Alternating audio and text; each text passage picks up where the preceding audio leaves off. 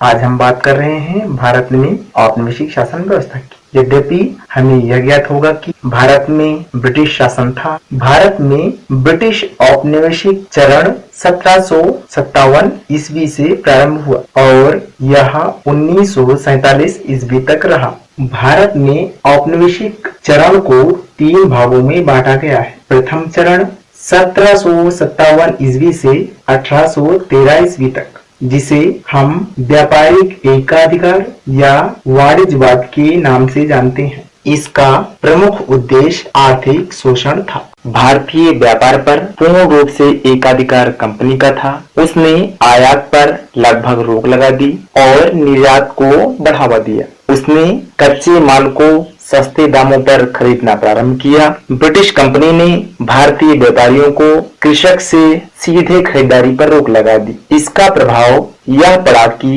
भारतीय व्यापारियों को खरीदारी या व्यापार के लिए सीधा संपर्क कंपनी से करना पड़ता था। कंपनी महंगे दामों पर वस्तुओं को बेचती थी। इसका एक प्रभाव यह भी पड़ा कि भारतीय कृषक पूर्ण रूप से कंपनी पर आश्रित हो गए। महंगे मूल्यों पर वस्तुओं को बेचने के कारण कंपनी को मुनाफा हुआ और उसने खूब धन संचय किया। ब्रिटिश कंपनी ने भारतीय शिल्प कारीगरों को भी कृषक बनने पर मजबूर कर दिया, क्योंकि हाथ से बने वस्तुएं अधिक मूल्य पर बेची जाती थी, जबकि विदेशों से लाई गई वस्तुएं कम कीमत पर बेची जाया करती थी और उनकी क्वालिटी भी हाथ से बने वस्तुओं से अच्छी थी। भारत में ब्रिटिश औपनिवेशिक चरण का दूसरा भाग 1813 से 1858 ईस्वी तक था, जिसे हम औद्योगिक पूंजीवाद या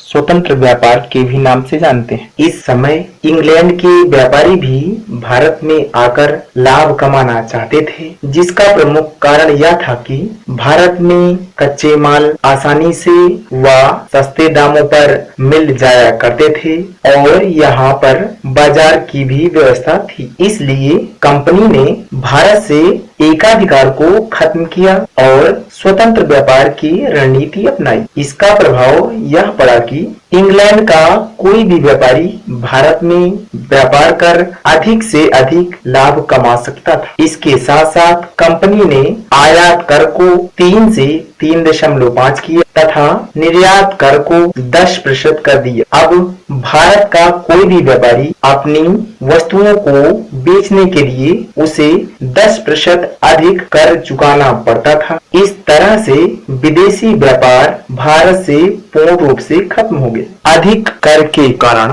भारत से कागज, कपड़ा, चीनी उद्योग भी खत्म हो गए। तीसरा चरण, जिसे वित्तीय पूंजीवाद के नाम से जानते हैं, इसका प्रारंभ 1858 और यह 1947 तक रहा। इस चरण की शुरुआत में यह निर्णय लिया गया कि अब भारत में कंपनी के शासन के बजाय इंग्लैंड का जो भी राजा होगा उसके निर्देश से ही भारत में शासन होगा। इसका प्रमुख कारण 1857 की क्रांति थी। अब भारत में रेल, सड़क, सिंचाई एवं विकास के लिए कार्य किए जाएंगे, ऐसा निर्णय लिया गया। यह पूर्ण रूप से दिखावे के लिए था। भारत में विकास के नाम पर भारतीय ब्रिटिश सरकार ने ब्रिटेन के उद्योगपतियों से ऋण लिया और उन्हें 5% मुनाफे की गारंटी दी और यह भी कहा कि भारत में विकास हो या न हो, सड़क बने या न बने, सिंचाई इत्यादि की व्यवस्था हो या न हो, उन्हें मुनाफा दिया जाएगा। इस तरह से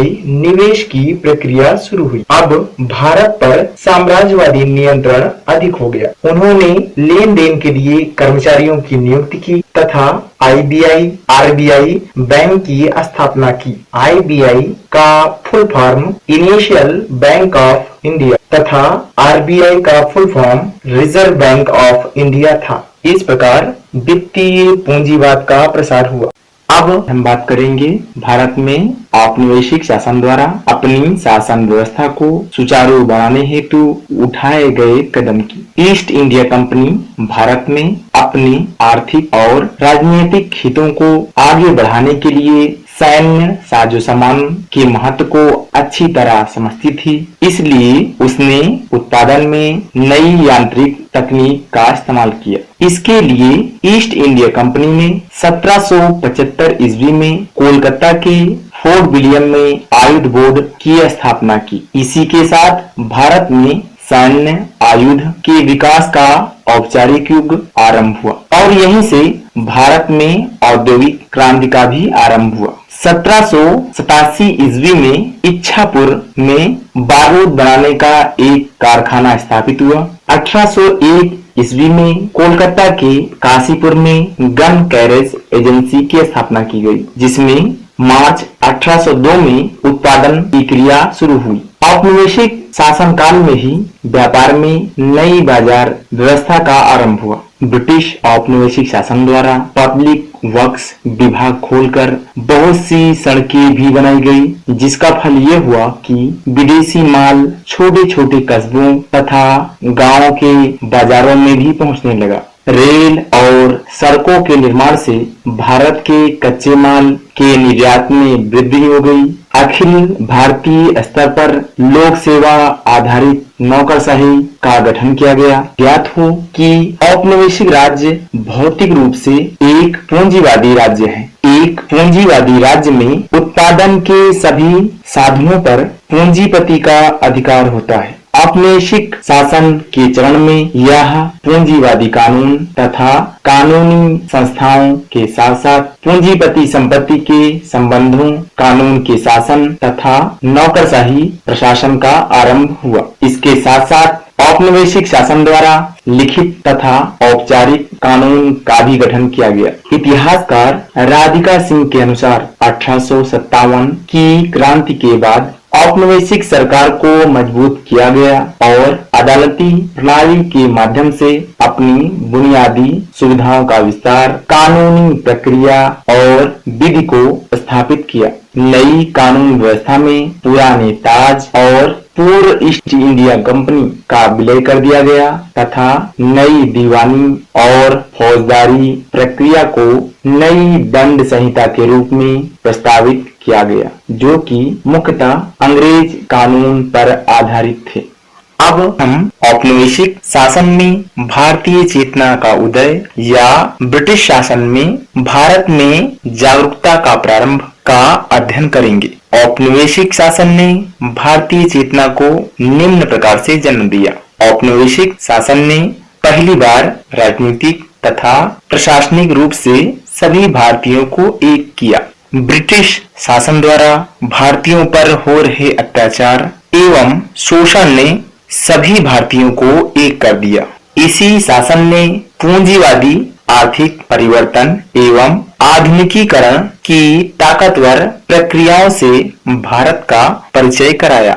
ब्रिटिश औपनिवेशिक शासन द्वारा किए गए द्वितीय एवं तृतीय चरण में पूंजीवादी आर्थिक परिवर्तन एवं आधुनिकीकरण की प्रक्रिया ने ब्रिटिश शासन व्यवस्था को जिस प्रकार से मजबूती प्रदान किया, उससे भारतीयों को यह ज्ञात हुआ कि वह भी इन प्रक्रियाओं की तरह से ताकतवर बन सकता है। यद्यपि इस प्रकार की भारत की आर्थिक, राजनीतिक एवं प्रशासनिक एकीकरण की उपलब्धि तो प्राप्त हुई, लेकिन उसके लिए उसे भारी कीमत चुकानी पड़ी। इसका प्रभाव भारतीयों पर इस प्रकार पड़ा कि औपनिवेशिक शासन ने शोषण तथा प्रभुत्व के बल पर भारतीय समाज को कई प्रकार से भयभीत रखा। वह न तो पूर्ण रूप से व्यापार कर सकता था और उसे न ही किसी प्रकार की कोई आजादी थी।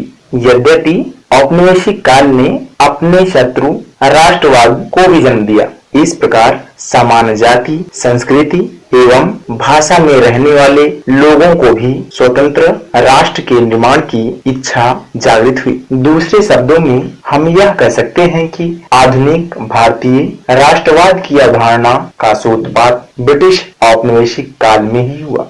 औपनिवेशिक शासन द्वारा बनाए गए नियम जैसे व्यापार पर एकाधिकार, स्वतंत्र व्यापार एवं वित्तीय पूंजीवाद ने भारत में शोषण की प्रक्रिया को बढ़ावा दिया तथा अपने औपनिवेशिक प्रभुत्व या अधिकार को बनाए रखा। इस प्रकार से शोषण के जुड़े हुए अनुभवों से भारतीय समाज के विभिन्न वर्गों में एकता तथा बल को प्रदान किया। इसके साथ साथ नए वर्गों में समुदाय का गठन किया। शहरी मध्यम वर्ग राष्ट्रवाद का प्रमुख वाहक था।